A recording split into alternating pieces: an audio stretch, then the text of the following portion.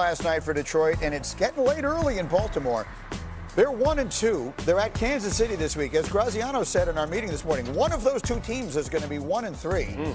Meanwhile, the Texans and Rams are on the horizon as well, so the road to the top of the AFC doesn't look smooth. And Lamar Jackson last night after the game said he's fully aware of where his team sits. I feel like week 1 was a wake-up call.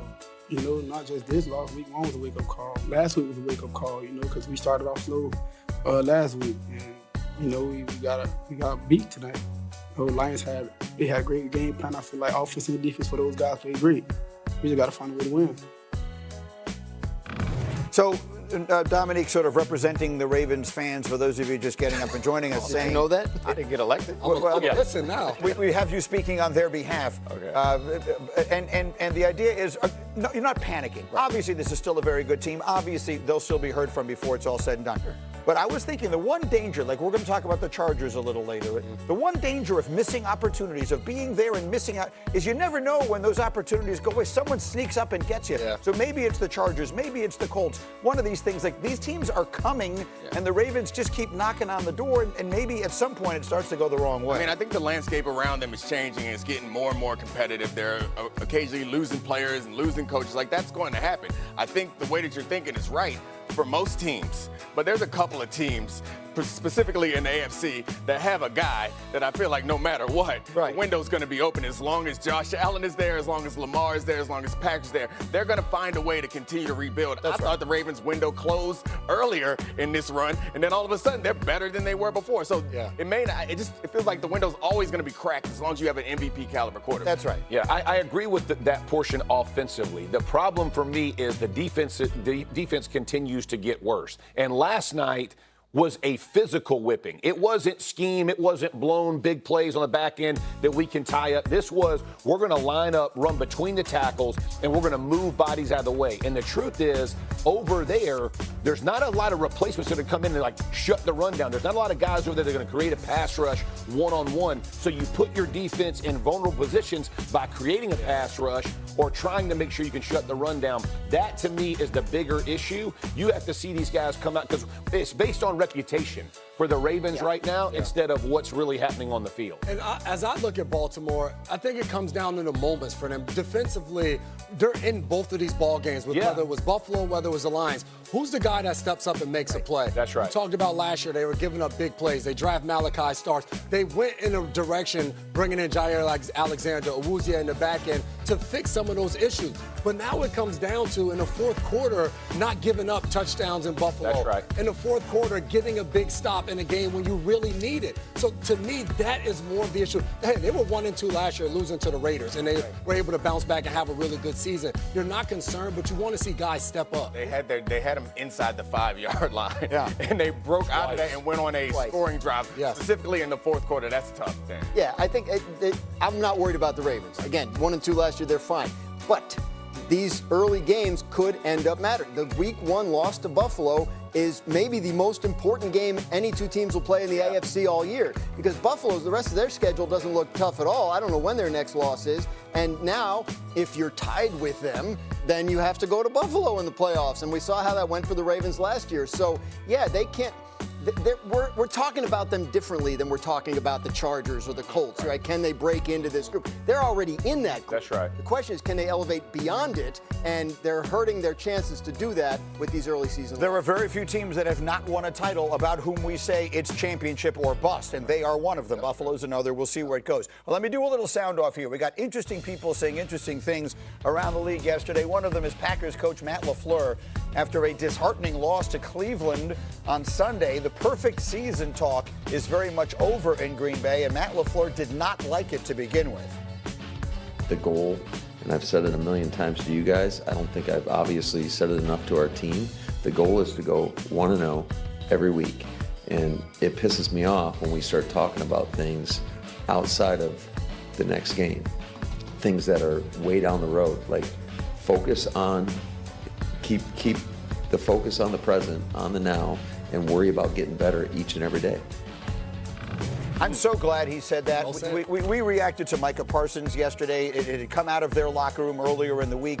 It feels like a team that kind of read their press clippings a little bit 2 weeks into the season. 100%. And you'd played two. I mean, what are we talking about? It's just silliness, right? It's way too. I mean, you're not gonna get here and get on Micah Parsons and not point out that the nonsense started with the O-line. That's where the nonsense started. That is The nonsense started with the big boys up front. But no one would have heard it. They wouldn't have heard it if Micah didn't repeat it, because O-linemen don't listen to. So we can say things that people should overlook. When Micah said it, it goes front page news. It's not only that they talked about it, they also got destroyed. Like, this game they had no chance because Jordan Love had no time to throw. If he was not throwing a screen pass, he was getting hit in the face by Myles Garrett or Graham. It was an ugly game up front. It was brutal. When you're playing, less is more when you're being interviewed. When you retire, you can come on a set and say whatever you want, talk for as long as you want. That's right. But with this, simply said, all of our goals are in front of us. We're just going to continue to work. No one needs to hear about a Super Bowl or an undefeated season. Personally, as a reporter, I love it. Before you guys say crazy crap like that, but I can understand why Matt LaFleur doesn't. But what a perfect week to get your message home. Hey, we just lost to the Browns, guys. Right. We just lost to the Browns after a week and a half off. So if you thought you were cool before this, think again. We got a lot more work. I love LaFleur because of what they dominated the Detroit Lions, right, week one. Mm-hmm. He understands the ebb and flows of the NFL season. Not every week you're going to be firing on all cylinders. So to talk about that kind of stuff, he's exactly right. It's not just a cliche, it is distraction. He's an excellent coach, and they go play Dallas this week. So Micah Parsons back in Dallas Sunday night. Fascinating game. The bigger question, our Packers unfocused, I mean, there's a terrible loss. But the bigger question there, or the bigger point to make, Jeff, is he can't throw that interception, right? Jordan Love, I mean, you cannot. The only way they might lose this game. I don't care what Jeff got to say. This play is incredible. The disguise that they put up there, the cover zero with Delpit sloughed off into that. He was thinking, we got cover zero.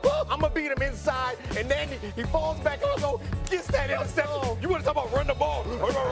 Better get out of here with You know what this is? You know what this Look at that. Look at it. As exciting as it is, this ain't no tush push. It is not a tush push. It is not. This is no. To be clear, for those of you who don't understand why we're so excited about this, Dominique loves in our meetings to talk about the coverage, and he uses language that like no one in the world understands. I think there were times I looked over at Jay. What's that coverage called? I don't know. Is that the one robber?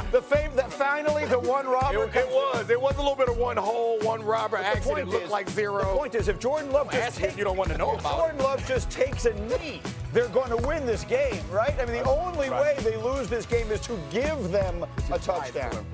This was a bait, and he fell for the bait. But the problem is, his body was so banged up from all the hits that he had received that he just forgot everything, because your body can only take so much punishment before you do dumb stuff. That's what he did. Said he should have got hit again. Hold on to the ball. He's like, hold on. I don't want to hold on anymore. But to your point, though, like, that's the hard thing about that position. Like, for Jordan Love, you want to make a play that's going to impact the game, and you've gone the entire game barely doing anything on offense, and here it is late the game. Don't oversimplify it, Greeny. He thinks that it's cover zero, and he believes if his receiver wins inside, we got a long touchdown. So is that less on Jordan Love, more on the defense? Yeah, that's what I think. We need to be celebrating the defense. We need to talk about Grant Delpit. Yeah, Grant. Get him, Grant. Look, where he's throwing that ball, it's not about to be a touchdown. Triple coverage. Triple coverage. There's three guys there. You don't see what's happening. I'm trying to explain to you. You don't want to learn. It's okay. If you don't want to learn, don't learn. But don't stop the rest of America from understanding how special this play is. This is why Mahogany and Tate Ratledge are so much more fun to watch. Okay, because we can see it. This has turned into like a family dispute here. You can both be right. Let me get down the DBs on set. Let me get to one more sound off here, and this is about the Super Bowl champion Eagles. They continue to roll. They storm from way behind to beat the Rams on Sunday with the blocked field goal to win. They continue to win any which way, and Shefty, sitting here yesterday, compared Hurts and Philly to very elite company.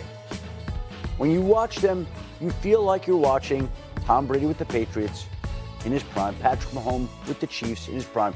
You feel like they're going to find a way, whatever it is, somehow, some way, to win the game.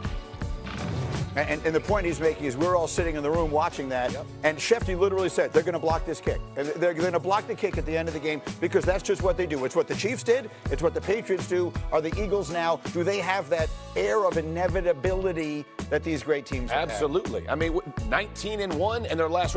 How could you not see it that way? And again, you're comparing him to some all-time. The Tom Brady, when I get because of the Super Bowls, but they've been to 2 and won 1 in the last 3 years. They're pretty good, y'all, and they find ways to win in a number of different fashions. You have to respect the heck out of it. Again, they've lost coordinators 2 out of the last 3 years. They continue to reload similar to what the Detroit Lions do.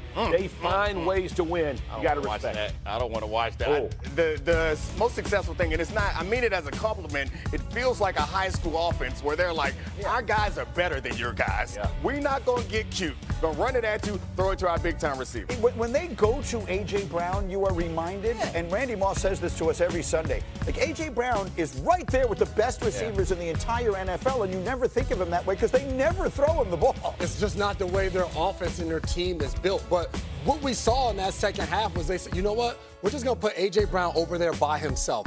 That dictates what the coverage is. And if he's one-on-one, just run a stop route. You just run 10 yards down, stop. I'm going to put the ball in your direction, push a guy, and make the catch. And he did it. It was a relief to see them put the ball in the air. We get bored, I think, when it's just run all the time. Look, no, I mean, they winning the Super Bowl really affects your confidence, I think, in a significant way. It sounds simplistic, but 2 years ago, they started out kind of like this. They had been to the Super Bowl. They started out kind of like this, winning close games, finding a way, maybe not looking great, and 10-1, and then the season fell apart. But now having won the thing, You look at it differently. different, right? Yeah. So that changes the way you feel about yourself. So yeah, obviously I can't believe we didn't show the Jordan. A.J. Brown's great, but we got to show the big Let's man's give form. credit to Jalen Hurts as well. This is one of the most selfless players in the NFL. How often do people criticize him because of what he's not allowed to do or what the team doesn't want to do because there's no reason to risk it if you're winning the way they're doing. And so hats off to him, Dolphins, because when he does do it. Brady comparison. There you go. Whichever way we need to win this game, we win it. If it's defense, if it's running the ball, whatever way we need to, it doesn't matter my stats. I'm so glad Jalen Hurts told Jordan to block both of those field goals. That was block it. Good job. Jordan was inspired by Jay. They have a lot of great players in a lot of great places, and they find ways to win every single game. All right, rolling on we are here.